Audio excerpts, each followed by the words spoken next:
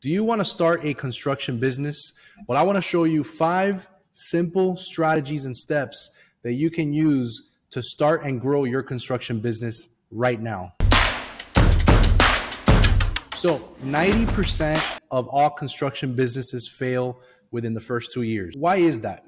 Is it because contractors are bad at what they do? Is it because they don't understand construction? No, not at all. So what really happens is most construction companies, they start off, the owner starts off as maybe like in the trades, or maybe he's a drywall guy or a framer, or maybe he's a superintendent for a GC. And, they do that for years. And one day they say, hey, you know what? I'm going to start a drywall company.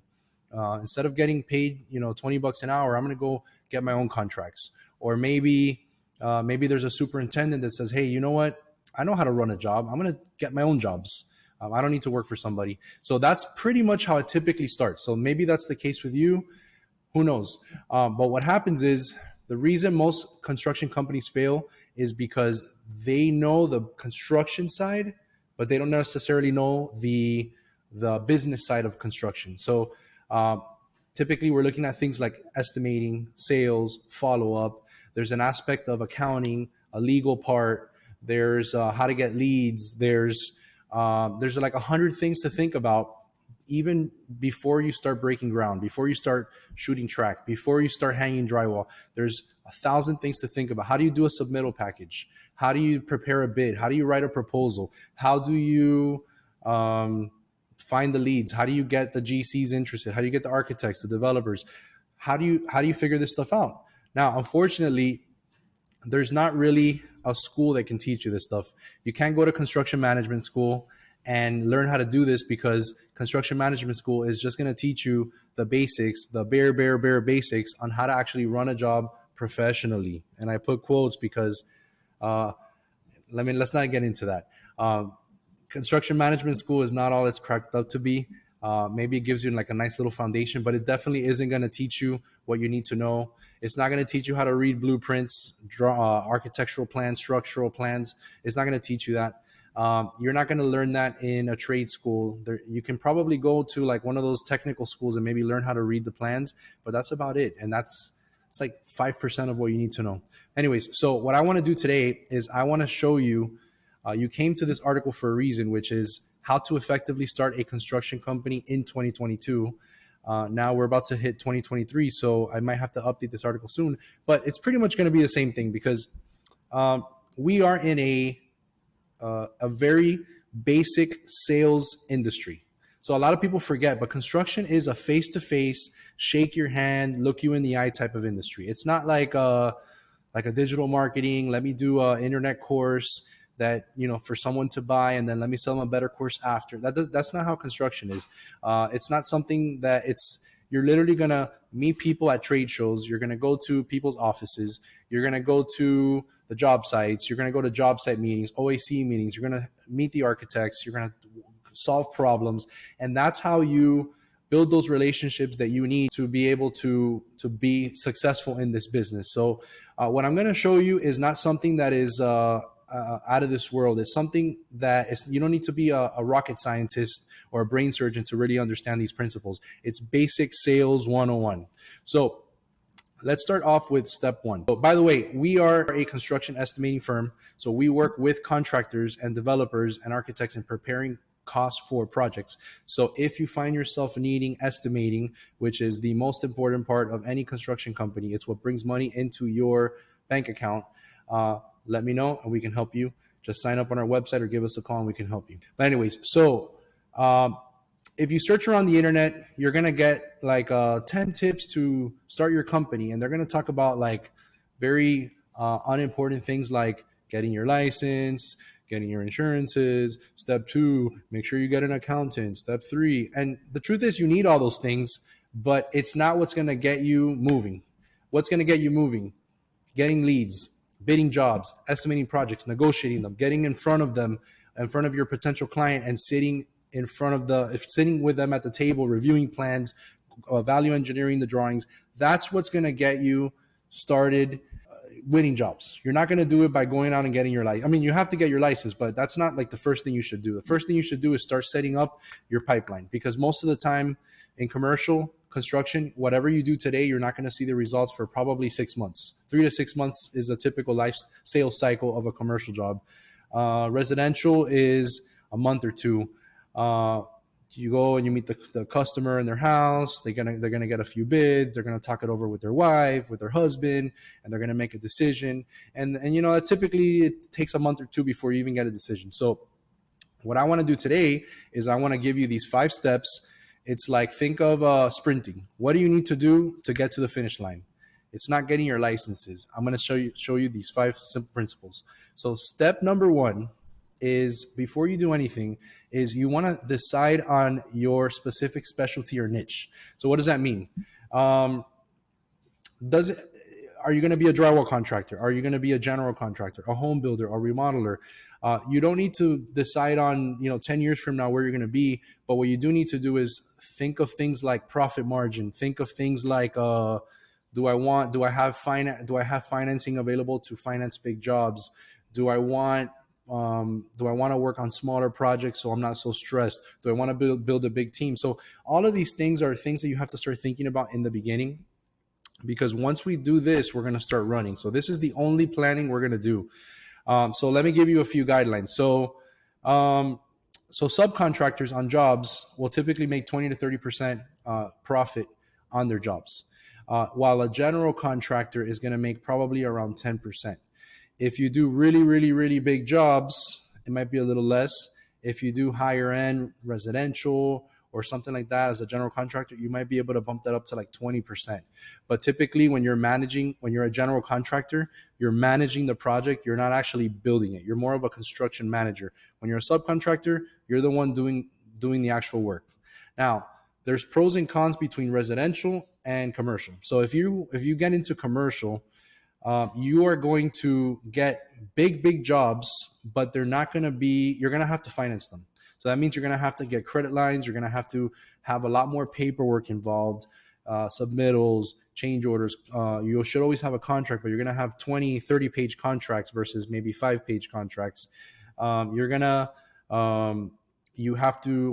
biggest hurdle that a lot of people face is getting in the door when it comes to financing. So as a subcontractor, you have to finance the job. You're usually going to submit your billing every month, and you don't get paid for 30 days, 60 days, maybe even 90 days in certain cases. And you're going to have to fight for money sometimes. When you're in residential, it's a little different. You usually come in asking for 20% up front, 30, maybe even 50% of the job up front. That way you could buy all your materials and things like that. Now, I personally believe that if you're a real contractor, you shouldn't have to get money up front, because you should be able to finance your jobs. However, just if your homeowner, if it's standard practice that that every bid they're getting is requiring a 20% deposit, then why not? You get money up front and you can start the job without worrying about cash flow issues. So there's pros and cons. The other part of it is that commercial, you're going to get real big jobs sometimes, where with one job, you might be there for 6 months or a year building. And residential, you're going to have quick turnovers. You're going to come in and out in 2-3 months, boom, boom, boom, boom, boom. And you're always going to have to be bidding, chasing the next thing. Commercial gives you a little bit more time to do that. So a couple of questions to ask yourself. What do you have experience in? What did you grow up in? What did you grow up in the trades? Were you superintendent? What is it that you're experienced in? What jobs are the most profitable? That's another one. So you might see that some type of jobs take up a lot of your time, but the profit margin is very small. You want to avoid those. You want to get the ones that are a lot bigger. What is in demand in your area? You might see that people are building houses left and right in your area. So maybe for a season, you're focusing on residential. And then maybe when that dries up a little bit, maybe you jump into commercial. So these are all things that you want to think about. That leads me to step 2. So now that you decided what you're going to do, step 2 is start finding potential projects. So if you notice, I haven't talked about licenses, insurances, workers' comp. I haven't talked about any of that stuff. It's important to get it, but I don't think that's the first thing you should focus on. I think the first thing you should focus on is is actually really after you plan is this. Go and chase, go run and find projects. How is it that you find projects? Well, most contractors, if you ask around, they have this like big badge of honor saying, I don't do any marketing. I get all my leads through word of mouth. Now, word of mouth is going to be probably your best type of lead because it's a referral from a friend or from a neighbor or something. But the only problem with that is you can't control it. You can't figure out, you can't say like, oh, if I talk to 10 more people, they're going to refer me to 8 more. That doesn't work like that. It works on based on whenever, hey, I know you just did your artificial turf. Who did it for you? Or, hey, I know you just did your bathroom. Can I get the contact of your contractor? That's kind of how it works, but you can't control that. What can you control? 2 things. One, you could sign up for a lead generation platform. So if you're in the commercial side of things, if you're a GC or an architect, GC or a subcontractor, there's these software companies like the Blue Book, BidClerk, CMD, Dodge. There's a bunch of them. I recommend usually the Blue Book is probably the most complete database out there. It's only like $100 or $200 a month for one region. By the way, I'm not part of the Blue Book. I don't get any commissions. This is strictly to help you find your projects. You can actually go up there and find all the projects that are out there that you would want to do. Recently, I did a search in my area, and there was 93 potential projects. I was looking to start bidding with a partner company of ours that we're going to be working on framing and drywall jobs. And I found 93 jobs bidding within 30 days. And I said, I couldn't believe it. 93 jobs in South Florida. You can't bid 93 jobs. It's almost impossible. So that means that you can cherry pick which ones you actually want to do. So that is my recommendation on how to start getting the leads. When you give them a call, ask them, it's super simple. Hey, can I be part of the bidding? Hey, can I